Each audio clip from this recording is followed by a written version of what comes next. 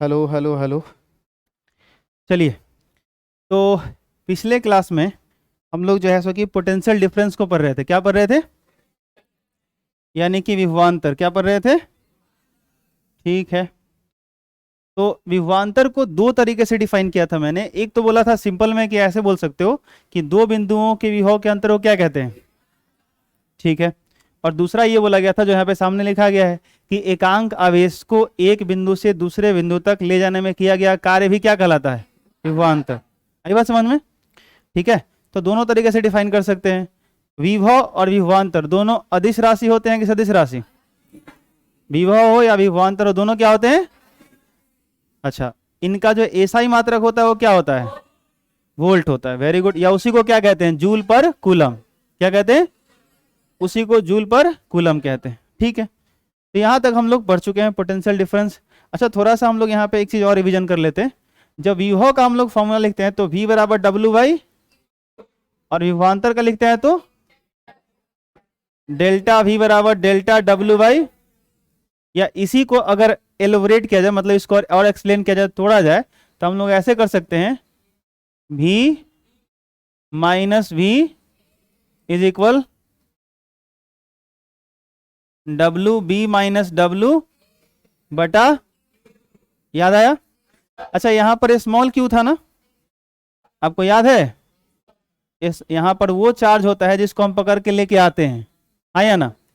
तो इसी को आप चाहो तो ऐसे भी लिख सकते हो। अच्छा, क्वांटिमीकरण में, क्वांटाइजेशन में एक फॉर्मूला हम लोग को पहले मिला था, कैपिटल क्यू बराबर क्या मिला था? प्लस माइनस, ये मिला था ना? तो देखो, जहां जहां आपको फॉर्मूला मिलते जाता है उसका आप रिवीजन करते जाना, दिमाग में रखे रहोगे तो आपको क्या होगा, जब न्यूमेरिकल बनाओगे, क्वेश्चन बनाओगे, तो आपको आसानी होगी। ठीक है। तो अभी तक हम लोग को यही फॉर्मूला मिले हैं। अच्छा, आगे। एक कूलम धनावेश को एक बिंदु से दूसरे बिंदु तक ले जाने में यदि 1 जूल कार्य करना पड़े तब दोनों बिंदुओं का विभवांतर क्या कहलाता है? 1 वोल्ट कहलाता है। तो 1 वोल्ट को परिभाषित करने का दो तरीका हो गया हमारे पास। क्या? एक तो ये तरीका था कि अनंत से एक कूलम आवेश को किसी बिंदु तक लाने में यदि कार्य 1 जूल होता है तो उस बिंदु का विभव क्या कहलाता है? 1 वोल्ट कहलाता है। लेकिन अगर पूछा जाए कि 1 वोल्ट विभवांतर का क्या मतलब होगा, 1 वोल्ट विभव का वो मतलब था, अगर पूछा जाए 1 वोल्ट विभवांतर का क्या मतलब है, तो हम लोग ऐसे कह सकते हैं कि यदि एक कूलम आवेश को कितना, एक बिंदु से दूसरे बिंदु तक ले जाने में किया गया कार्य कितना हो, 1 जूल हो, तो उन दोनों बिंदुओं के बीच का विभवांतर कितने का है? 1 वोल्ट का है। आई बात समझ में? ठीक है। आगे है विभवांतर, कार्य एवं आवेश में संबंध। आप ध्यान से देख सकते हो कि ये वाला हम लोगों को पढ़ना नहीं है, ये ऑलरेडी हम लोग पढ़ चुके हैं। आप डेल्टा V बराबर, अभी अभी इसके पीछे वाले पेज पे हमने क्या लिखा था, ये देखो, डेल्टा V विभवांतर है, डेल्टा W कार्य में परिवर्तन है, और Q क्या है? ये तीनों के बीच रिलेशन ही तो है, और यही यहाँ पर हेडिंग है बेसिकली। तो अगर देखा जाए तो इसी को जो है सो कि यहाँ पर आगे लिखा गया है थोड़ा सा, और लिख करके यहाँ पे देखो V बराबर W बटा Q है। अरे बोलिए हाँ या ना? यहाँ पर विभवांतर को भी से ही दिखाया गया है, आप इसके पहले बस डेल्टा लगा सकते हो। तो जो हम लोग पिछले क्लास में पढ़ चुके हैं वही यहाँ पर है। तो ऐसा कुछ नहीं है कि ये नया चीज है, वही है हम लोग का जो पोटेंशियल डिफरेंस हम लोग पढ़े हैं। अगर आप चाहो रीडिंग देना तो एक बार मेरे साथ दे लीजिए, रिवीजन हो जाएगा। देखिए कैसे, यदि Q कूलम आवेश को विद्युतीय क्षेत्र में एक बिंदु से दूसरे बिंदु तक ले जाने में किया गया कार्य कितना जूल है, तो सोच के देखो, अगर Q आवेश को एक बिंदु से दूसरे बिंदु तक ले जाने में किया गया कार्य W है, तो एकांक आवेश को ले जाने में किया गया कार्य कितना होगा? और एकांक आवेश को एक बिंदु से दूसरे बिंदु तक ले जाने में जो किया गया कार्य होता है वही कार्य क्या कहलाता है? उन दोनों बिंदुओं के बीच का विभवांतर कहलाता है। तो इसी को ये विभवांतर क्या दिखा रहा है? भी से दिखा रहा है। आई बात समझ में? वही है।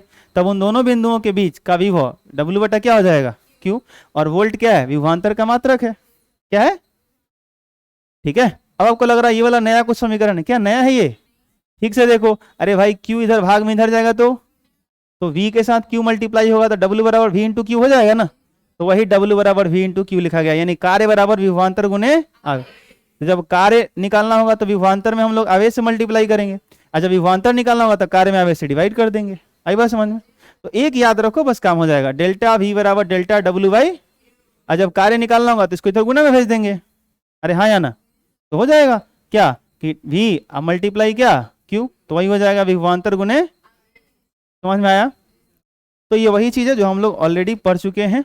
बस आपको एक कॉपी में इसको नोट डाउन कर लेना है। आगे बढ़ते हैं। यहाँ पर एक क्वेश्चन लिखा हुआ है, देखते हैं ये क्वेश्चन बनता है नहीं।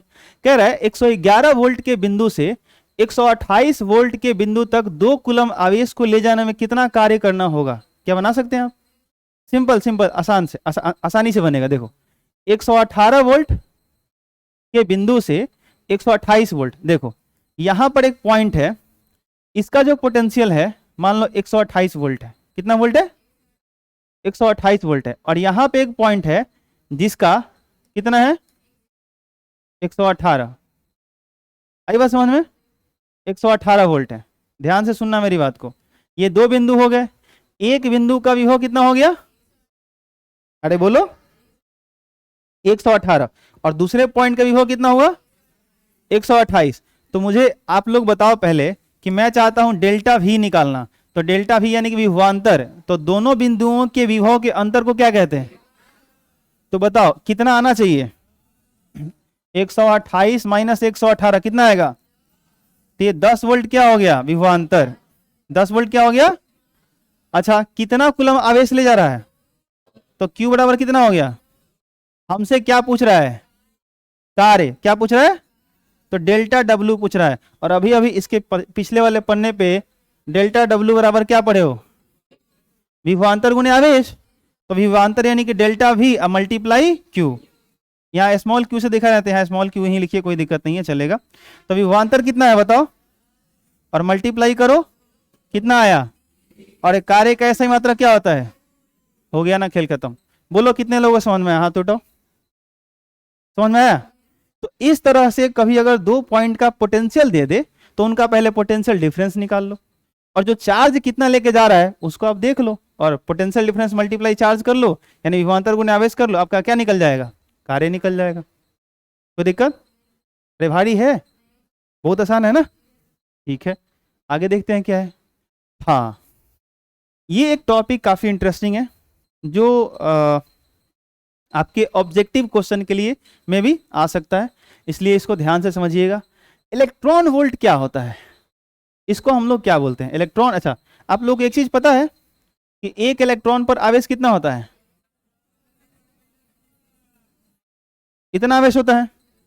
तो आप एक चीज बताइए मुझे कि यहां पर ध्यान से सुनिएगा मैं क्या कहने जा रहा हूं, अगर इसको आप ठीक से समझ पाए तो ध्यान दीजिएगा मैं क्या कहना चाहता हूं। यहां पर एक पॉइंट लिया मैंने, इस पॉइंट का जो पोटेंशियल है मैं बोल रहा हूं कि 10 वोल्ट है। कितना है?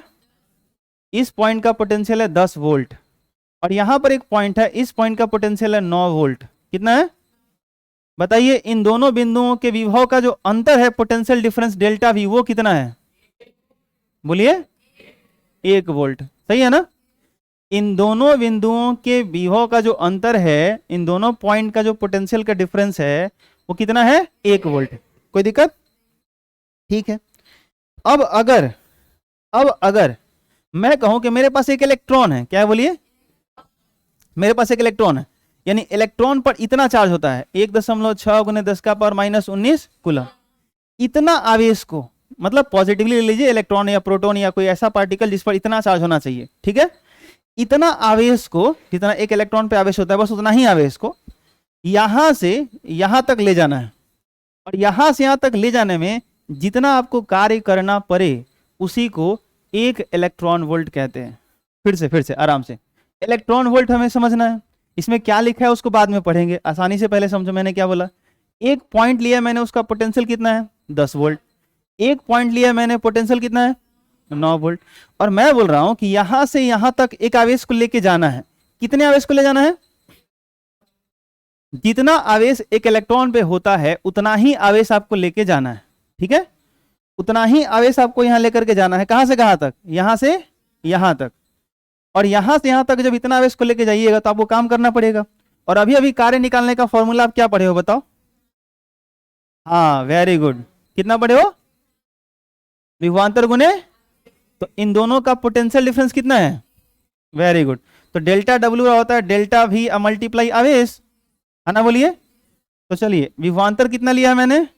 1, और कितना आवेश को लेके आना है? 1.6 × 10⁻⁻, तो 1 से गुना करिएगा तो यही रह जाएगा ना। अच्छा, तो वही आएगा 1.6 गुने 10 का पावर -19। मात्रक क्या लगाएं? अरे गलत बात है, आप लोग होश खो बैठे हैं। कूलम क्यों लगा रहे हैं? आप क्या निकाल रहे हैं? कार्य। तो फिर आप यहाँ पे कूलम का है बोल रहे हैं, अभी आवेश रह गया क्या? अरे भाई आवेश में जब आप पोटेंशियल डिफरेंस से मल्टीप्लाई कर दिए तब तो ये जूल आएगा ना, इतना जूल। आई बात समझ में? यानी इसका मतलब है कि अगर इस 9 वोल्ट वाले विभव वाले बिंदु से, जिस बिंदु का विभव 9 वोल्ट है, वहां से अगर इतना आवेश को पकड़ के आप यहां तक लेके आइएगा 10 वोल्ट वाले पोटेंशियल तक, तो आपको कितना काम करना पड़ेगा? इतना जूल का काम करना पड़ेगा, इतना जूल को। और बउआ इतना ही जूल कार्य को हम लोग कहते हैं 1 इलेक्ट्रॉन वोल्ट। दिखाते हैं ऐसे, छोटा ई और ऐसे बड़ा वी, इसको पढ़ते हैं इलेक्ट्रॉन वोल्ट। तो आपसे कोई पूछे कि 1 इलेक्ट्रॉन वोल्ट, पहला सवाल, 1 इलेक्ट्रॉन वोल्ट या इलेक्ट्रॉन वोल्ट किसका मात्रक है? ऊर्जा का, शक्ति का, आवेश का, किस चीज का? ऊर्जा का। किसका मात्रक है? अरे भाई जूल है ना, जूल किसका मात्रक होता है? अरे बोलो। अब हम जैसे मान लीजिए बोले कि किलोग्राम जो है सो की किसका मात्रक होता है? द्रव्यमान का। और हम बोले कि ग्राम किसका मात्रक होता है? वो भी द्रव्यमान का। लेकिन ग्राम सीजीएस मात्रक है और किलोग्राम एसआई मात्रक है। अरे हाँ ना बोलो, नहीं समझ में आ रहा है? तो वैसे ही आपका ये भी इलेक्ट्रॉन वोल्ट एक अलग मात्रक है, लेकिन वो भी किसका मात्रक है? ऊर्जा का। किसका मात्रक है? तो ये भी एनर्जी का यूनिट है, ये भी एनर्जी का यूनिट है। ये थोड़ा बड़ा यूनिट है और ये बहुत ही छोटा यूनिट है। आई बात समझ में? इसका आगे यूज मिलेगा। अब आप एक बात सोच रहे होंगे कि सर आप यहाँ पे 9 वोल्ट कह लिए हैं, यहाँ पे 10 कह लिए हैं, ठीक है? तो आप यहाँ पर मेरा अपने अनुसार आप यहाँ 10 मान सकते हैं, यहाँ 11 मान सकते हैं। लेकिन ध्यान रहे, अगर यहाँ 10 लीजिएगा तो यहाँ आप 10 नहीं ले सकते हैं, क्योंकि जब 1 इलेक्ट्रॉन वोल्ट को डिफाइन करना होता है, 1 इलेक्ट्रॉन वोल्ट को हमें जब डिफाइन करना होता है, तो इस बात का ख्याल रखना होगा हमको कि 1 इलेक्ट्रॉन वोल्ट के लिए हमको इतना आवेश को जब ले जाना होता है तो उन्हीं दो बिंदुओं के बीच में ले जाना होता है जिनका पोटेंशियल डिफरेंस 1 वोल्ट होना चाहिए। उन्हीं दो बिंदुओं के बीच इतने आवेश को ले जाना होता है जिनका विभवांतर कितना हो? 1 वोल्ट। तब आपको जितना कार्य करना पड़ेगा वो कार्य क्या कहलाता है? बोलिए। तब वो कार्य जो होता है आपका 1 इलेक्ट्रॉन वोल्ट कहलाता है। समझ में आया? थोड़ा सा इसको पढ़ते हैं क्या लिखा हुआ है, क्योंकि हो सकता है इस लैंग्वेज में कहीं कुछ गड़बड़ हो जाए तो आप बाद में समझ नहीं पाएंगे। जब एक इलेक्ट्रॉन को, जब इलेक्ट्रॉन, देखिए क्या लिखा है, जब एक इलेक्ट्रॉन और ब्रैकेट में क्या डाला गया है? आवेश बराबर कितना? 1.6 गुने 10 का पावर -19 कूलम। ठीक है? जब एक इलेक्ट्रॉन को 1 वोल्ट विभवांतर, देखिए 1 वोल्ट विभवांतर से गमन करता है, जब एक इलेक्ट्रॉन 1 वोल्ट विभवांतर से गमन करता है, गमन का मतलब जाना, मतलब यहां से यहां तक लेके जाया जाता है, गमन करता है, तब विद्युत स्थितिज ऊर्जा में, तब विद्युत स्थितिज ऊर्जा में जो परिवर्तन होता है, विद्युत स्थितिज ऊर्जा में जितना परिवर्तन होता है, तो बताओ उसके पोटेंशियल एनर्जी में उतना ही चेंज आएगा ना जितना आप काम करोगे। अरे हाँ ना बोलो। आप किसी सिस्टम पर जितना काम करते हैं वही एनर्जी ना उसके पास जाती है, तो बेसिकली वही कार्य हम लोग यहाँ पे निकाल रहे हैं। आई बात समझ में? तो तब विद्युत स्थितिज ऊर्जा में जो परिवर्तन होता है उसे हम लोग क्या कहते हैं? 1 इलेक्ट्रॉन वोल्ट कहते हैं। आई बात समझ में? ठीक है? अगर एक और एग्जांपल से हम लोग इसकी अगर बात करें, यहाँ पे देखो क्या किया गया है। 1 इलेक्ट्रॉन वोल्ट बराबर 1 EV बराबर 1 वोल्ट गुने 1 इलेक्ट्रॉन का आवेश, जो मैंने अभी किया था। 1 वोल्ट का मतलब 1 जूल पर कूलम होता है और 1 इलेक्ट्रॉन का आवेश इतना होता है। देखो कूलम से कूलम यहाँ कट जाएगा, अरे कूलम से कूलम तो ही कट जाएगा ना, तो क्या जूल बचेगा? तो देखो 1 में गुना करोगे तो ये तो उतना ही रह जाएगा ना। तो इतना जूल आया कि नहीं है? और किसको आप निकाल रहे थे? 1 इलेक्ट्रॉन वोल्ट को निकाल रहे थे, तो 1 इलेक्ट्रॉन वोल्ट बराबर इतना हुआ कि नहीं हुआ? तो आपको क्या याद रखना है? आपको ये याद रखना है कि जो 1 इलेक्ट्रॉन वोल्ट होता है वो इतना होता है 1.6 गुने 10 का पावर -19। हाँ, फिर कूलम कोई बोल रहा है।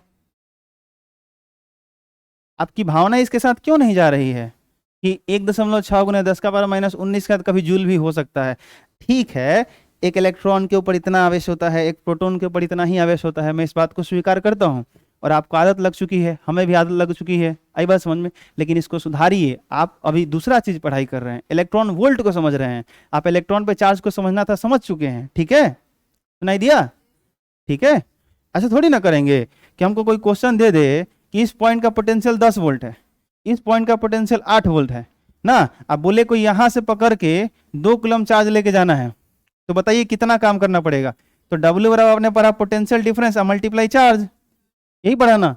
तो पोटेंशियल डिफरेंस कितना आएगा, और चार्ज कितना लेके जा रहे हैं, तो क्या बोलिएगा 4 कूलम। तो यहाँ 4 जूल आप क्या है बोल रहे हैं, क्या नहीं नहीं, यहाँ आप 4 जूल इसलिए बोल रहे हैं ताकि आपको 1.6 × 10⁻⁻19 नहीं दिख रहा है, क्योंकि जहां जहां आप याद किए 1.6 × 10⁻⁻19 बगल में क्या दिखता है, इसलिए आपका आदत लग गया है। लेकिन भाई साहब याद रखो, जब वर्क डन निकाल रहे हो तो देख लो यहाँ पे जूल ही बचेगा, कुलम कुलम क्या हो जाएगा और कैसे कटेगा, समझ में आया ना। ठीक है, तो ये गड़बड़ी मत करिए आप, यहाँ जूल होगा। ठीक है, चलिए। तो 1 इलेक्ट्रॉन वोल्ट किसका मात्रक है, शक्ति का, विभवांतर का, ऊर्जा का, समय का, ऊर्जा का मात्रक है। इलेक्ट्रॉन वोल्ट कुछ किसका मात्रक है, ऊर्जा का, एनर्जी का यूनिट है। क्लियर हो गया। दूसरी बात, 1 इलेक्ट्रॉन वोल्ट बराबर कितना होता है, हाँ कूलम नहीं, क्या 1.6 × 10⁻⁻19, समझ में आया। ठीक है, ये बात ध्यान रखना है। तो 1 इलेक्ट्रॉन वोल्ट जो है सो कि आपका एनर्जी का यूनिट होता है, इस बात को ध्यान रखना है। तो ऑलरेडी यहाँ पे डेरिवेशन किया हुआ है, जो मैंने यहाँ पे आपको समझा रहा था करके, ठीक है ना। तो ये मैं पूरा का पूरा मिटा देता हूँ, जब आप नोट करेंगे तो आपके लिए काफी क्लियर रहेगा। लेकिन ध्यान रखिएगा कि जब भी हम लोग इतना आवेश को लेके जाते हैं तो पोटेंशियल डिफरेंस कितने का होना चाहिए, ये ध्यान से पढ़ो आप, आई बात समझ में। ठीक है, अगर कोई बोल दे कि सर इस पॉइंट का पोटेंशियल 100 वोल्ट है, इस पॉइंट का पोटेंशियल 99 वोल्ट है, और यहां से यहां तक मान लो इतना चार्ज को लेके जा रहे हैं 1.6 × 10⁻⁻19 कूलम को, तब जो कार्य करना पड़ेगा, क्या उसको 1 इलेक्ट्रॉन वोल्ट बोल सकते हैं, आंसर है हाँ बोल सकते हैं। उससे हमको प्रॉब्लम नहीं होता है कि हम 99 से 100 के बीच ले जा रहे हैं, उससे नहीं फर्क पड़ता कि 9 से 10 के बीच ले जा रहे हैं, हमको बस पोटेंशियल डिफरेंस कितना चाहिए, 1 चाहिए। आई बात समझ में, नहीं आ रहा समझ में। तो अगर इतना आवेश को 1 वोल्ट पोटेंशियल डिफरेंस के बीच में अगर आप फोर्स लगा के ले आते हो, उस पर वर्क डन करते हो, कार्य करते हो, तो जितना इसके पोटेंशियल एनर्जी में चेंज आएगा, जिस आवेश को आप ले गए हो ना, उसी एनर्जी को, उसी चेंज एनर्जी को, उसी वर्क डन को, उसी कार्य को हम लोग क्या कहते हैं, 1 इलेक्ट्रॉन वोल्ट कहते हैं। आई बात समझ में। कितने लोगों को अच्छे से क्लियर हो गया, कोई हड़बड़ी वाली बात नहीं है। अगर अभी भी कंफ्यूजन है तो आप बोलिए, मैं समझा दूंगा, या कोई क्रॉस क्वेश्चन करना चाहते हैं, कहीं कोई दिक्कत है तो बोलिए। यह समझ में आ गया, आगे बढ़ा जाए फिर, चलिए ठीक है, फिर बहुत अच्छी बात है, अगर आ गया तो आगे बढ़ते हैं। अगला है चालक और विद्युत रोधी पदार्थ। अच्छा, इसके बाद ना आ जाएगा हम लोग का करंट वगैरह आ जाएगा, उससे प्रतिरोधक आएगा अर्धचालक, फिर उसके बाद ये सब धारा वगैरह आ जाएगा। अच्छा, यहीं पढ़ चुके अभी हम लोग जस्ट पोटेंशियल डिफरेंस पढ़े हैं, तो आपसे कुछ सवाल मुझे पूछने हैं, और वो सवाल मैं अभी आपसे पूछ के रहूँगा। ठीक है, और ये सवाल कुछ ऐसा है मेरा कि अगर आपसे कोई सवाल ऐसे पूछ दे कि इस पॉइंट का पोटेंशियल है 10 वोल्ट, ध्यान से मेरी बात को सुनिएगा, इस पॉइंट का पोटेंशियल है 10 वोल्ट और इस पॉइंट का पोटेंशियल है 8 वोल्ट, और बीच में हमें को प्लस चार्ज रख दें, ये किधर भागेगा, उधर जाएगा या इधर जाएगा, 10 वोल्ट की तरफ जाएगा या 8 वोल्ट की तरफ जाएगा। हाँ, अच्छा चलिए वापस आते हैं, फिर वापस आते हैं। मेरे पास कोई नहीं टेंशन ना लीजिए, यहाँ पे एक बॉडी है, देखिए ध्यान सुनिएगा, एक बॉडी है जिस पर खूब सारा पॉजिटिव चार्ज है, खूब सारा क्या है, पॉजिटिव चार्ज है। अब इस पॉजिटिव चार्ज के कारण इसके चारों तरफ इलेक्ट्रिक फील्ड होगा कि नहीं होगा, है ना, बोलिए। और पोटेंशियल क्या होता है, विभव क्या होता है, परिभाषा आप ठीक से पढ़े थे कि 1 कूलम आवेश को, यानी एकांक आवेश को अनंत से पकड़ के किसी बिंदु तक लाने में किया गया। तो अगर हम बोल रहे हैं कि इस पॉइंट का पोटेंशियल 10 वोल्ट है, इसका मतलब यह हुआ कि अगर अनंत से 1 कूलम आवेश को पकड़ के आप लाए होंगे तो आपको काम करना पड़ा होगा 10 जूल। 1 कूलम को लाने में, अनंत से यहां तक लाने में काम कितना करना पड़ा होगा, 10 जूल। अब ध्यान से सुनिएगा, थोड़ा सा इसी को मैं यहां इधर मिटा कर करता हूं, ठीक ना। यहां पर एक पॉइंट है और इसका पोटेंशियल मैं कह रहा हूं 10 वोल्ट है, तब इसका मतलब समझ में आ रहा है, इस बिंदु का विभव 10 वोल्ट कहने का क्या अर्थ हुआ, ये अर्थ हुआ कि हम जब 1 कूलम आवेश को इधर से पकड़ के लाए होंगे तो हमको यहां लाते लाते हमको कितना काम करना पड़ा होगा, भाई साहब 10 वोल्ट का मतलब होता है 10, और वोल्ट का मतलब होता है जूल पर कूलम, यानी 1 कूलम को लाने में कितना काम करना पड़ा, 10 जूल। अच्छा अब बताओ, इस पॉइंट का पोटेंशियल 10 वोल्ट है, इधर वाला जो पॉइंट होगा इस चार्ज से जो और दूर होगा, इसका पोटेंशियल लोअर होगा या हायर होगा, कितने लोग बोले लोअर होगा, कम होगा, हाथ उठाइए, बिल्कुल सही बात है, एकदम एग्जैक्टली सही होगा। सोचो, अरे इन्फिनिटी से पकड़ के इधर से लेके आ रहे हो तो स्रोत आवेश तो यहाँ है ना, तो इधर ही तक लेके आओगे तो काम कम ही ना करना पड़ेगा। अरे हाँ ना बोलो। और जितना ही इसके करीब लेके आओगे काम ज्यादा करना पड़ेगा। नहीं समझ में आ रहा है? तो पोटेंशियल ज्यादा किधर होगा, इसके करीब या इसके दूर? तो आवेश जहां होता है, स्रोत आवेश जहां होता है, उसके आसपास पोटेंशियल क्या रहेगा, हाई। और उससे दूर जाएंगे तो पोटेंशियल क्या होगा, लो, कम होगा। आ रहा है समझ में? तो हम बोले कि यहाँ पर पोटेंशियल 10 वोल्ट और यहाँ पे होगा तो इससे कम ही ना होगा। तो वही मैं मान लेता हूं कि यहाँ पर जो पोटेंशियल है वो आपका 8 वोल्ट है। कितना है?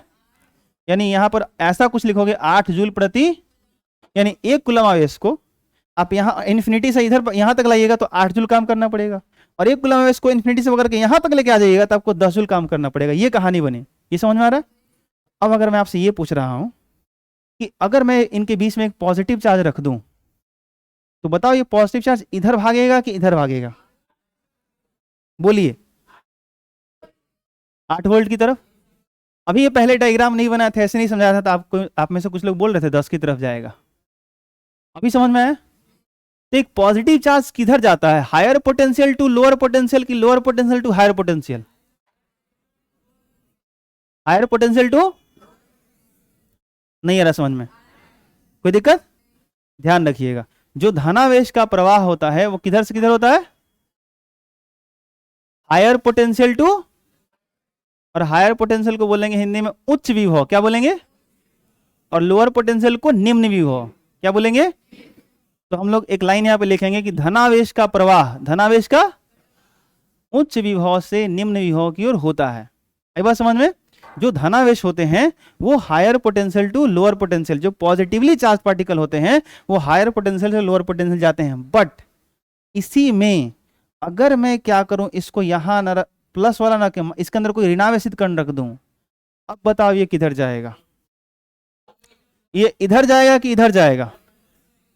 बोलिए बोलिए, कुछ समझ में आया? ये अगर पॉजिटिवली चार्ज बॉडी है तो ध्यान से सुनिएगा, ये जाएगा अब इधर जाएगा। अब ठीक है, देख लो, ये हायर पोटेंशियल और ये लोअर पोटेंशियल, तो ये जो निगेटिवली चार्ज पार्टिकल है ये lower potential to higher potential जाएगा। ये बात ध्यान में रहेगा? बोलिए हाँ या ना।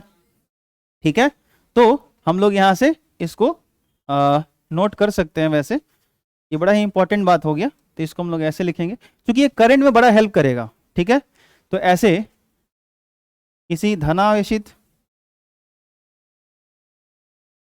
किसी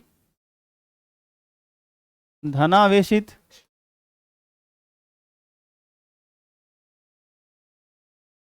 स्रोत के कारण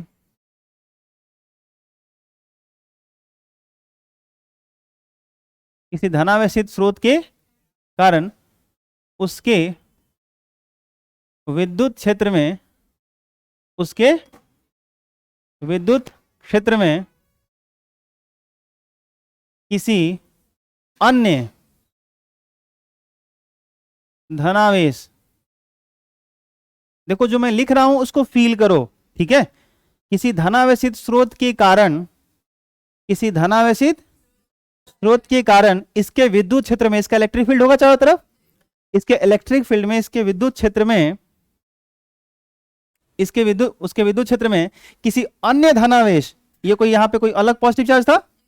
ठीक है, क्या लिखा मैंने, किसी अन्य धनावेश, किसी अन्य धनावेश का प्रवाह यानी बहाव या प्रवाह किधर से किधर होता है, हायर टू लोअर की लोअर टू हायर?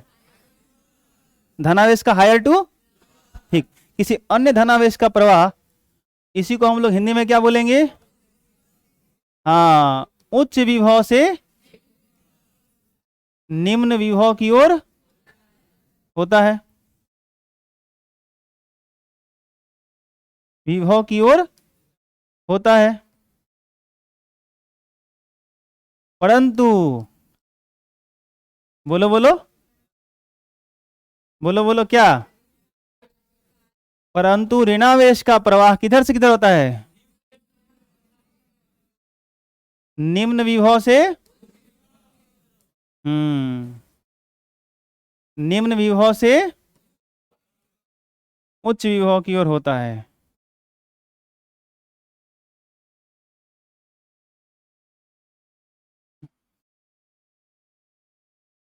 ये बात कितने लोगों को समझ में आ गई? हाथ उठाइए। सच में आया नहीं है? चलो अच्छा, एक बात आप बताइएगा, अगर कोई धनावेशित वस्तु होती है, पॉजिटिवली चार्ज पार्टिकल होता है, तो इलेक्ट्रिक फील्ड का डायरेक्शन कैसा होता है? बाहर की तरफ कि अंदर की तरफ? धनावेशित वस्तु के कारण जो इलेक्ट्रिक फील्ड होता है वो किधर होता है? अच्छा, तो अगर आप यहां धनावेश रख रहे हैं तो इलेक्ट्रिक फील्ड के डायरेक्शन में ही भागेगा कि उसके ऑपोजिट आएगा? क्या भागेगा? अगर कोई माइनस वाला पार्टिकल रख दिए तो पॉजिटिव वाला इधर जाएगा, निगेटिव वाला। तो देखो ये दोनों बात दिमाग में रखना। अगर आपसे कोई पूछे कि पॉजिटिव चार्ज धनावेशित कण इलेक्ट्रिक फील्ड के डायरेक्शन में जाता है या उसके ऑपोजिट जाता है, तो इलेक्ट्रिक फील्ड के डायरेक्शन में जाता है, जबकि निगेटिव चार्ज पार्टिकल ऋणावेशित कण इलेक्ट्रिक फील्ड के ऑपोजिट डायरेक्शन में जाता है। नहीं आ रहा समझ में? नहीं आ रहा है? कोई दिक्कत? अच्छा चलो एक और चीज देख लेते हैं। मान लो, सपोज करो, एक ऐसा कण होता है, एक ऐसा स्रोत आवेश होता है जिसपे निगेटिव चार्ज रहता। तो पहले ये बताओ, इसके कारण इलेक्ट्रिक फील्ड का डायरेक्शन कैसा होता? अंदर की ओर। और इसमें पॉजिटिव चार्ज रखते तो किधर जाता? क्या? तो इलेक्ट्रिक फील्ड के डायरेक्शन में ही जाता या उल्टा भागता? यहां इलेक्ट्रिक फील्ड के डायरेक्शन में पॉजिटिव भाग रहा था कि उल्टा भाग रहा था? यहां पर पॉजिटिव किधर भाग रहा है? तो स्रोत आवेश पॉजिटिव हो या निगेटिव हो, स्रोत आवेश पॉजिटिव हो या, जब कोई दूसरा धनावेश हम लेकर के आते हैं उसके इलेक्ट्रिक फील्ड में, स्रोत आवेश के इलेक्ट्रिक फील्ड में, तो हमेशा किधर जाता है? इलेक्ट्रिक फील्ड के डायरेक्शन। आई बात समझ में?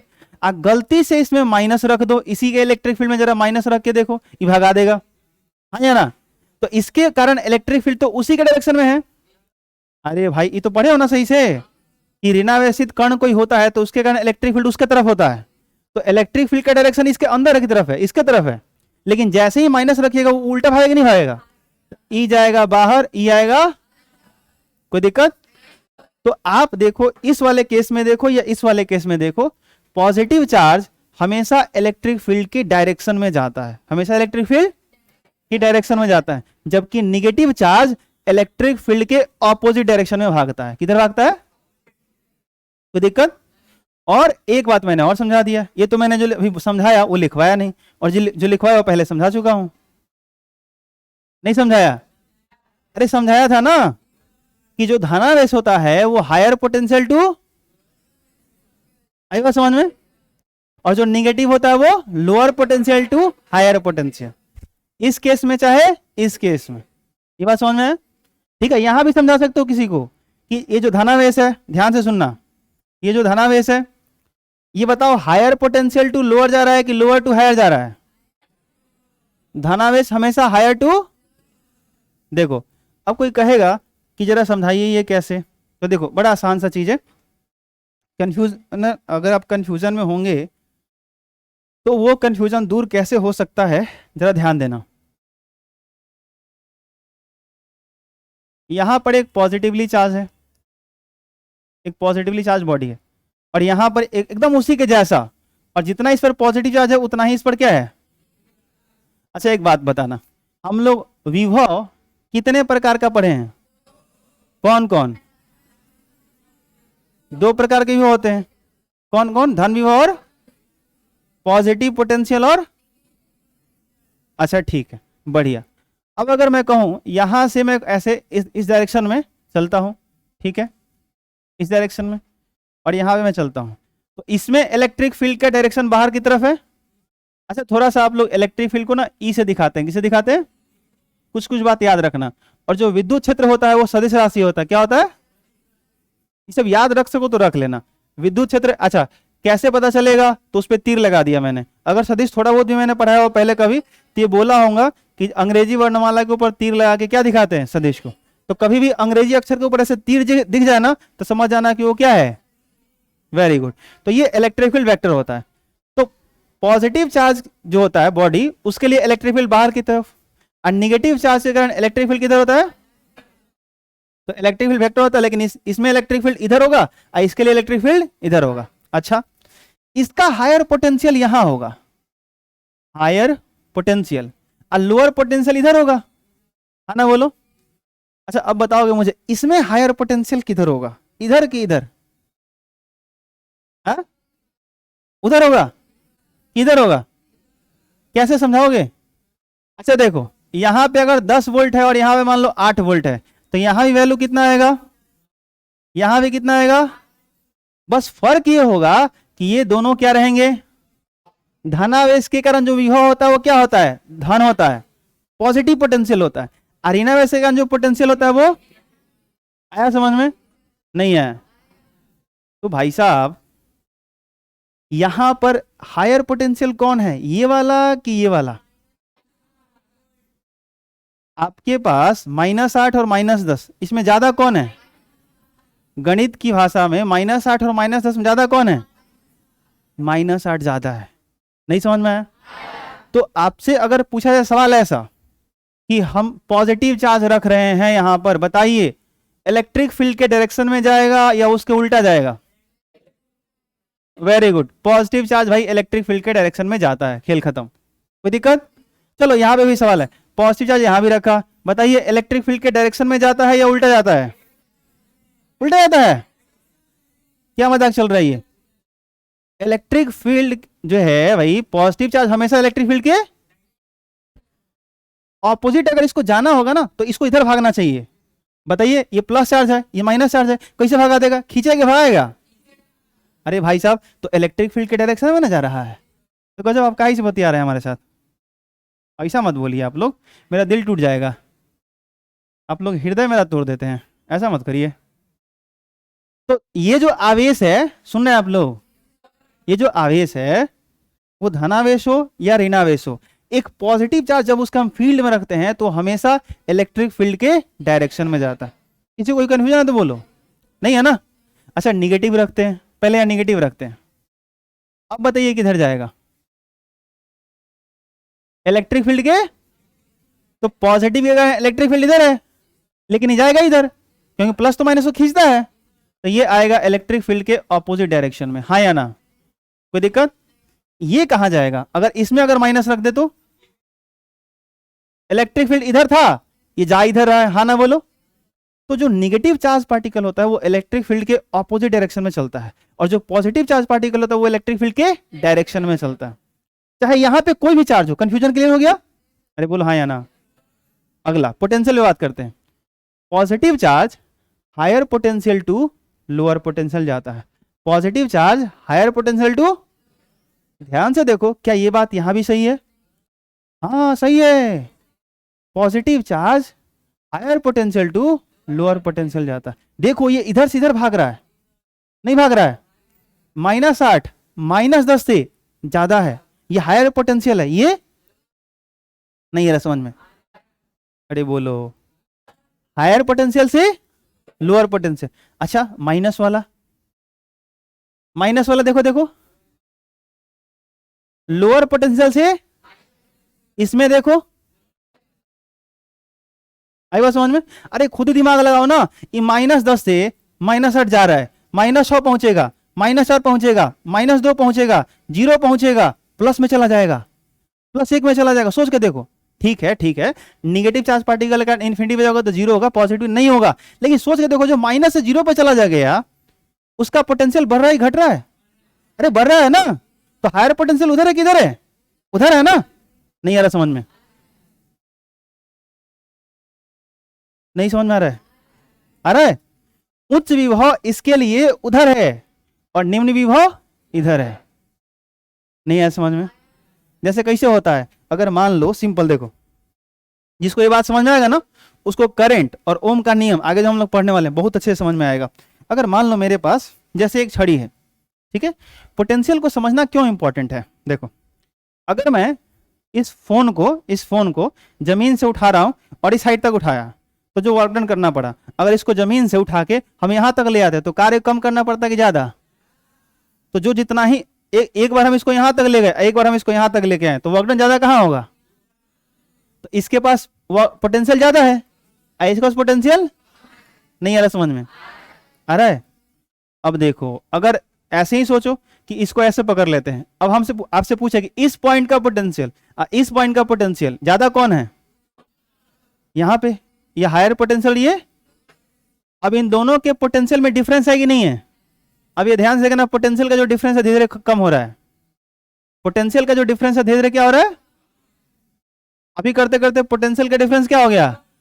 अब इस पे कोई चीज रख दोगे चलेगा, लेकिन जब दोनों का पोटेंशियल का डिफरेंस था, अब इसके ऊपर कुछ रख के देखो फिसलता चला आएगा। किधर से किधर? Higher to lower, higher to, है कि नहीं आएगा? जैसे पानी वानी हम लोग गिराते हैं कहीं, तो हाइट पर से डाउन जाता है कि डाउन पर से हाइट आता है? तो बेसिकली हम लोग पढ़ते पॉजिटिव को ही है, लेकिन मैंने सारा कंफ्यूजन इसलिए क्लियर किया क्योंकि मान लो कि अगर नेगेटिव चार्ज को लेकर के आपको कहीं क्वेश्चन पूछा जाता है तो आपको आंसर देने आना चाहिए। कोई दिक्कत? अरे बोलिए हाँ या ना।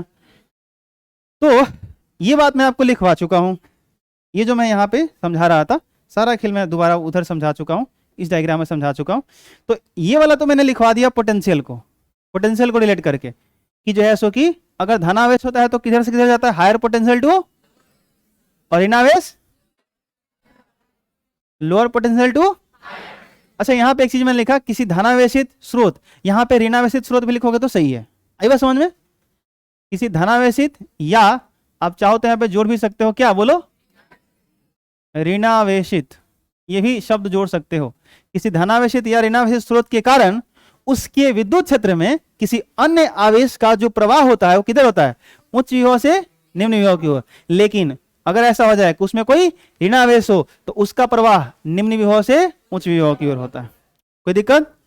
और इसी चीज का यहाँ पे डायग्राम बनाया गया। लेकिन एक और बात मैं आपको एक्स्ट्रा कब से बोलने जा रहा हूं कि आपसे सवाल सिर्फ पोटेंशियल को रिलेट करके ही नहीं पूछा जाता है, आपसे इलेक्ट्रिक फील्ड के रिस्पेक्ट में भी क्वेश्चन पूछा जाता है। तो ध्यान रखना है कि पॉजिटिव चार्ज हमेशा किधर जाता है? इलेक्ट्रिक फील्ड के डायरेक्शन में, और निगेटिव चार्ज इलेक्ट्रिक फील्ड के ऑपोजिट डायरेक्शन में। कोई दिक्कत? तो चित्र आप दोनों के लिए एक ही बनाओगे जो बनाया मैंने, लेकिन ये भी आप लिख लेना। दूसरा पॉइंट हम लोगों का क्या है, ये कि धनावेश विद्युत क्षेत्र की दिशा में गमन करता है, हाँ या ना? जबकि, बोलिए बोलिए, जबकि ऋणावेश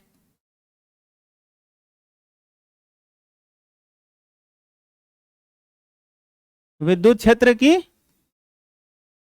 विपरीत दिशा में गमन करता है, विपरीत दिशा में गमन करता है। बताइए ये दोनों पॉइंट आपको समझ में आए कि नहीं आया? आया?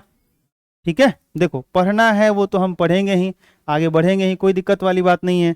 लेकिन जो चीजें आपको आगे आवश्यक है समझना, समझने के लिए बहुत जरूरी है, उनको समझना अति आवश्यक है। क्योंकि ये बात अगर अभी नहीं पकड़ पाओगे ना तो करंट का मजा नहीं आएगा। इलेक्ट्रिक करंट चैप्टर का नाम है और करंट उसी को समझना। अच्छा हम लोग सिंपल कह देते हैं शुरू वहीं से, आवेशों के प्रवाह को विद्युत धारा कहते हैं, ठीक है, flow of charge is known as electric current, बढ़िया बात है। लेकिन आवेश, पहले ये तो बताओ चलेंगे क्यों? हम कहते किसी चीज का बहना, बहेगा क्यों? रीजन होना चाहिए ना। अरे हाँ ना बोल यार, अभी समझ में आएगा ना। अगर मैं बोलूंगा कि एक बैटरी हमारे पास है, बैटरी का एगो प्लस वाला टर्मिनल होता है, एगो माइनस वाला होता है। अरे बैटरी में दो होता है ना, एगो ललका एगो कड़िया का निकल रहता है, तो ललका हायर पोटेंशियल कड़िया का, अब उसमें एगो तार जोड़ दो तो ये हो गया हायर पोटेंशियल, ये हो गया।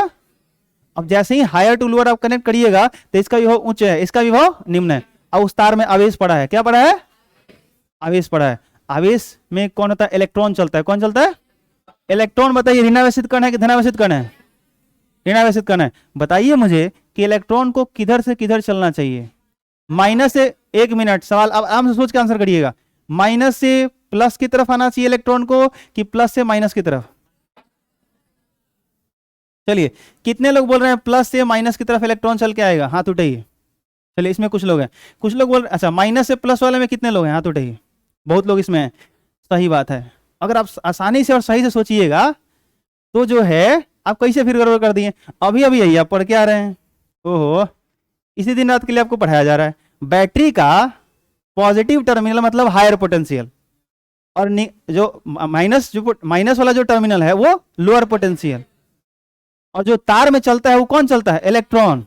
कौन चलता है? तो तार में जो इलेक्ट्रॉन चलता है वो ऋणावेशित कण है कि धनावेशित कण है? तो ऋणावेशित कण higher potential to lower potential जाता है, प्लस से माइनस की तरफ जाएगा कि लोअर पोटेंशियल से हायर पोटेंशियल आएगा? तो लोअर पोटेंशियल कौन था, प्लस वाला कि माइनस वाला? लोअर पोटेंशियल तो माइनस वाला था ना, अब प्लस वाला हायर पोटेंशियल। तो तार में का जो इलेक्ट्रॉन है किधर से किधर चलेंगे? माइनस से प्लस। तो जब आप बैटरी से जो तार जोड़ते हो ना, तो इलेक्ट्रॉन जो तार के होते हैं उसके अंदर जो फ्री इलेक्ट्रॉन्स होते हैं जिनको मुक्त इलेक्ट्रॉन कहते हैं, आगे पढ़ेंगे भी, वो किधर से किधर चलते हैं? माइनस से प्लस की तरफ चलते हैं। आई बात समझ में? नहीं आया समझ में? कोई दिक्कत? अरे बोलो हाँ या ना। अरे कुछ समझ में आ रहा है? तो जिसको ये बात समझ में आएगा ना, उसको करंट भी समझ में आएगा। और जब इलेक्ट्रॉन चलेगा अब तार के अंदर, तो याद करो जिस दिन मैंने इलेक्ट्रिक करंट का पहला क्लास स्टार्ट किया था, जब भी कोई चीज एक निश्चित दिशा में बहना शुरू होता है तो करंट का फॉर्मेशन होता है। जैसे तालाब में पानी बहते तो हैं, चलते तो हैं, लेकिन उनका कोई डायरेक्शन नहीं है। पानी कण उसमें चल रहा है, मूवमेंट उनका है, लेकिन क्या सबके सब पानी एक ही दिशा में बह रहे हैं? लेकिन नदी में धारा है कि नहीं है? क्यों? क्योंकि वाटर उसमें जो पानी है वो एक ही दिशा में बहते जा रही है। अरे हाँ ना बोलो। नहीं आ रहा समझ में? नहीं आ रहा है? जब बैटरी से हम तार को जोड़ेंगे और उसमें सारे के सारे इलेक्ट्रॉन जब माइनस से प्लस की तरफ चलेंगे तो धारा बनेगा कि नहीं बनेगा? अरे बोलो हाँ या ना। धारा की दिशा क्या होगी उससे बात करेंगे। धारा की दिशा प्लस से माइनस लेते हैं, क्यों लेते हैं उससे बात करेंगे, डिबेट होगा। बट इलेक्ट्रॉन माइनस से प्लस चलेंगे नहीं चलेंगे? पढ़ना आगे। अभी समझ में आ रहा है? नहीं आ रहा है? आ रहा है। और सही एग्जैक्टली सही है। ये गड़बड़ था, जो लोग ये बोल रहे हैं कि इलेक्ट्रॉन प्लस से माइनस चलेगा, वो नहीं होगा। माइनस से इलेक्ट्रॉन निगेटिवली चार्ज पार्टिकल है और ऋणावेशित कण लोअर पोटेंशियल टू। क्लियर हुआ? चलिए अब बात करते हैं थोड़ा सा, जब वो आएगा करंट तो बात करेंगे, लेकिन करंट के लिए ये सब समझना बड़ी आवश्यक था। आगे बढ़ते हैं। चालक और विद्युत रोधी यानी कि कुचालक। विद्युत रोधी को ही क्या कहते हैं? इसको इंग्लिश में इंसुलेटर कहेंगे। क्या कहेंगे? और चालक को कंडक्टर कहेंगे। क्या कहेंगे? तो हमको बेसिकली दो चीज समझना है कि चालक किसको बोलेंगे और कुचालक। जैसे लकड़ी है, अब बैटरी में कोई तार इधर जोड़ दे, तार इधर जोड़ दे, इसमें करंट चलेगा? तो क्या है, चालक है कुचालक है? कंडक्टर की इंसुलेटर। लेकिन मान लीजिए कि हइयो को तार जो माइक लगा तार है ना, इसको एक बोर्ड में खोस देगा, मुंह में लगा लें, तो क्या होगा? बोलिए। हमारा दोलन शुरू हो जाएगा, ओ करने लगेंगे, हाँ कि ना? तो समझिए बात, जिस पदार्थ से विद्युत धारा का यानी आवेशों का आसानी से प्रवाह हो सके, करंट का फ्लो हो सके, उसको चालक बोलेंगे। और जिससे प्रवाह नहीं होगा आसानी से, उसको क्या बोलेंगे? सिंपल यही बात होगा, कोई बड़ी बात नहीं है। देखिए, जिस पदार्थ से होकर विद्युत आसानी से गमन नहीं कर पाता उसे कुचालक या विद्युत रोधी पदार्थ कहते हैं। सही लिखा है? अच्छा, इस पदार्थ के परमाणुओं में मुक्त इलेक्ट्रॉन, इसके बारे में डिस्कस करेंगे, टेंशन ना लीजिए, मुक्त इलेक्ट्रॉन के बारे में डिस्कस करेंगे। इसी के कारण करंट बनते हैं, ठीक है? इस पदार्थ के यानी कुचालक पदार्थ के परमाणुओं में मुक्त इलेक्ट्रॉन बहुत कम या नगण्य होते हैं। जो फ्री इलेक्ट्रॉन्स होते हैं या तो होते हैं तो बहुत कम होते हैं या नहीं होते हैं, न के बराबर होते हैं। इसलिए जैसे एग्जाम्पल में दिया गया है, क्या पढ़िए? रबर, कांच, प्लास्टिक, लकड़ी ले सकते हो। आई बात समझ में? रबर, कांच, प्लास्टिक, लकड़ी आदि, ये सब, ये आदि खाने वाला नहीं है। हाँ, ये देखिए एक अच्छी चीज लिखा गया है, आसुत जल भी विद्युत का अच्छा चालक नहीं होता है। एक जो डिस्टिल वाटर होता है ना, सुनो ध्यान से, एक जो प्योर वाटर होता है, क्या होता है? जो शुद्ध जल होता है विद्युत का कुचालक होता है, वो चालक नहीं होता। वाटर, हम लोग जो कल से चापाकल से पानी चलाते हैं उसके अंदर मिनरल्स होते हैं। क्या होते हैं? मिनरल्स होते हैं, आयंस होते हैं। आई बात समझ में? जिसके कारण उसमें अगर तार डाल दोगे ना, हाथ डाल दोगे तो मजा आ जाएगा। आई बात समझ में आपको? ठीक है। लेकिन जो डिस्टिल वाटर होता है, डिस्टिल वाटर जो हम लोग बैटरी में डालते हैं, बेसिकली बैटरी में जो डालते हैं उसमें भी कुछ ना कुछ आयंस रहते ही रहते हैं। लेकिन अगर एक ऐसा पानी मिले आपको जिसकी रीडिंग 0 हो, उसको मेजर करने का तरीका होता है, ठीक है? अगर उसमें बिल्कुल ही आयंस ना हो, बिल्कुल प्योर हो, शुद्ध का मतलब क्या होता है? कोई भी चीज अकेला, जैसे आप बोलते हो कि शुद्ध घी, शुद्ध घी का मतलब क्या? खाली घी होना चाहिए कि उसमें डलडा मिला दें। देखो केमिस्ट्री में शुद्ध का मतलब है कोई भी चीज अकेला, वो चाहे कोई जहर ही क्यों ना हो। आप बात समझो, जैसे केमिस्ट्री के अनुसार जो दूध है वो शुद्ध है कि अशुद्ध है? वो शुद्ध है, क्योंकि बहुत सारे चीज उसमें मिले हुए हैं, प्रोटीन्स है, विटामिन है, वाटर है, उसमें ऑयल है, फैट है। अरे हाँ कि ना? कई तरह की चीजें उसमें मिली हुई है, हाँ कि ना? देखो हमारे यहाँ पूजा पाठ धर्म के अनुसार उसको पवित्र माना गया और पंचामृत बनाया जाता है, इला इला इला इला। तो वो शुद्धिकरण वाली बात नहीं है, यहाँ केमिस्ट्री की बात चल रही है, रसायन की बात चल रही है। तो रसायन विज्ञान के अनुसार प्योर हम उसको बोलते हैं जो केमिकल अकेला होता है। क्या होता है? तो ये वाटर अगर प्योर फॉर्म में हो, ठीक है, तो बेसिकली वो जो है वो विद्युत का अच्छा चालक नहीं होता। आई बात समझ में? वो आपका बैड कंडक्टर होता है। और उस टाइम अगर आप इधर तार डाल दीजिए करंट वाला, इधर उसी पानी में हाथ डाल दीजिए, आपको कुछ नहीं होगा। आई बात समझ में? अरे बोलिए हाँ या ना। एक बार आप करके दिखाइए। क्या चाहते हैं, मेरा ये आखिरी क्लास हो जाए?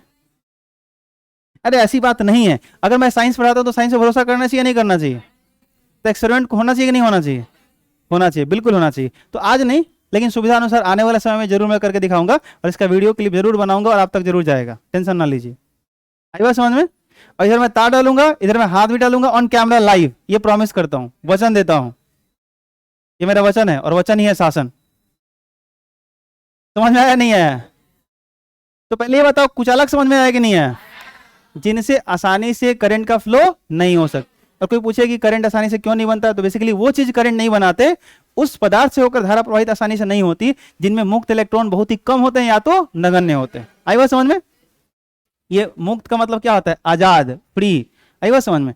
तो चलने के लिए जो इलेक्ट्रॉन उसमें फ्री होने चाहिए वो नहीं होते, इसीलिए करंट नहीं बनता। आगे, जिस पदार्थ से होकर विद्युत सुगमता, सुगमता मतलब आसानी से, सुगमता मतलब आसानी से गमन कर सकता है, उसे विद्युत का क्या कहते हैं? इस पदार्थ के परमाणु में, बोलो बोलो, मुक्त इलेक्ट्रॉन उपस्थित रहते हैं। इस पदार्थ के परमाणु में, यानी जो चालक होते हैं उनके परमाणु में मुक्त इलेक्ट्रॉन उपस्थित रहते हैं। जैसे आपसे पूछा जाए अब कि कॉपर जिसका हम तार बनाते हैं उसमें फ्री इलेक्ट्रॉन है कि नहीं है? उसके परमाणु में मुक्त इलेक्ट्रॉन है कि नहीं है?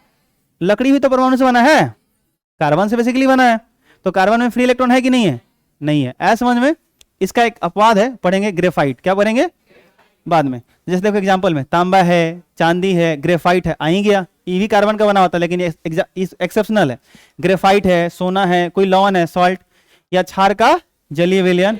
केमिस्ट्री आप जब पढ़ते थे अम्ल क्षार लवण, तो आपको एक चीज लिखवाया गया था, क्षार का जलीय विलयन विद्युत का संचालन करता है।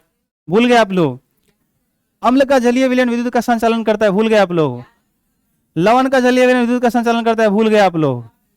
सब याद है? सब बोले जा रहे हो याद है, याद है। पढ़े नहीं पढ़े? अम्ल क्षार लवण की कॉपी पलटी, उसमें मिल जाएगा। ये क्यों बोला जाता था? तो अब बताओ कि लवण में क्या फ्री इलेक्ट्रॉन मिलते हैं? आंसर है नहीं, लवण में आयन मिलते हैं। क्या मिलते हैं? और एक और बात ध्यान रखना है, जब मैं बोल रहा था तो बार बार सुनो, अम्ल का जलीय विलयन, क्षार का जलीय विलयन, लवण का जलीय विलयन। मैं ये नहीं कह रहा था कि लवण विद्युत के सुचालक होते हैं, ध्यान सुनना, उनका जलीय विलयन। नहीं समझ में आ रहा है? अगर मतलब ये क्या, एक डिब्बा नमक रख ले बानी, ऊपर से को तार डाल दी, नीचे से को तार निकाल दी, करंट जाई हुए हैं ना जाई मर्दे, बुझला? अरे समझ आ रहा है कि नहीं आ रहा है? करंट नहीं जाएगा। लेकिन वही जो एक डब्बा पानी रखे हैं, सॉरी नमक रखे हैं, उसमें थोड़ा पानी डाल दीजिए एक लोटा, और ऊपर से को तार डालिए, नीचे से को तार डालिए, तब देखिए मजा। आई बात समझ में? भयंकर करंट जाएगा। अरे समझ में? ठीक है। तो लवण के लिए समझिए बात, हम करते क्या है बेसिकली, सुनो। लवण, पहली बात, लवण में क्या मिलता है? मुक्त इलेक्ट्रॉन नहीं मिलता, लवण में आयंस मिलते हैं। क्या मिलते हैं? और वो कब मिलते हैं? फ्री आयंस, जब उसमें पानी डालते हैं। क्या डालते हैं? अगर हमारे पास नमक है, NaCl है मान लो, उसके अंदर जो है सो कि हम क्या डाल दें? पानी, H2O डाल दें, तो यही H2O जो है सो कि, देखो ध्यान से, कितना अजीब चीज है कि अगर सूखा सूखा नमक है NaCl, करंट नहीं भेजेगा। शुद्ध जल है H2O अकेला है, वो भी करंट नहीं भेजेगा। दोनों को मिला दो, गीत गाता हुआ कि हम तुम्हारे लिए तुम हमारे लिए ना, ये दोनों मिल गया। और जैसे ही वो दोनों मिलेगा तो विद्युत का क्या हो जाएगा? सुचालक। होता क्या है दरअसल कि जैसे ही पानी डालोगे ना, तो Na+ और Cl- ये फ्री हो जाते हैं, अलग अलग हो जाते हैं, आयनों में टूट जाते हैं। क्या हो जाते हैं? और यही आयन विद्युत का क्या करते हैं? संचालन।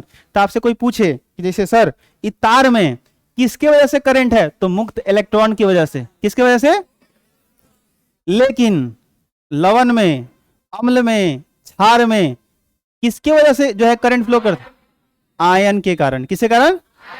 वहां भी मुक्त इलेक्ट्रॉन नहीं बोल देंगे। समझ आई बात? तो यहाँ पे क्या बोला गया, हम लोग यहाँ एग्जांपल पढ़ रहे थे कि तांबा, चांदी, ग्रेफाइट, सोना, लवण या क्षार का जलीय, लवण हो या क्षार हो उसका जलीय, या अम्ल भी हो तो उसका जलीय विलयन अच्छा चालक होता है। हम जो जल व्यवहार में लाते हैं, रोजमर्रा के तौर पे यूज करते हैं पानी, उसमें भी लवण घुला रहता है। अतः वह भी विद्युत का चालक होता। बोले थे ना कि हम लोग जो पानी इस्तेमाल करते हैं उसमें मिनरल्स होते हैं, आयंस होते हैं, इसीलिए वो करंट को आने जाने देता है, उसमें आयंस मिल जाते हैं। बोलो समझ में आया नहीं आया? तो चालक कुचालक समझ में आ गया। ये प्रतिरोधक या प्रतिरोध जो भी है इसको हम लोग पढ़ेंगे कल। यहां तक आप नोट कर लीजिए। Thank you so much. मिलते हैं अगले क्लास में।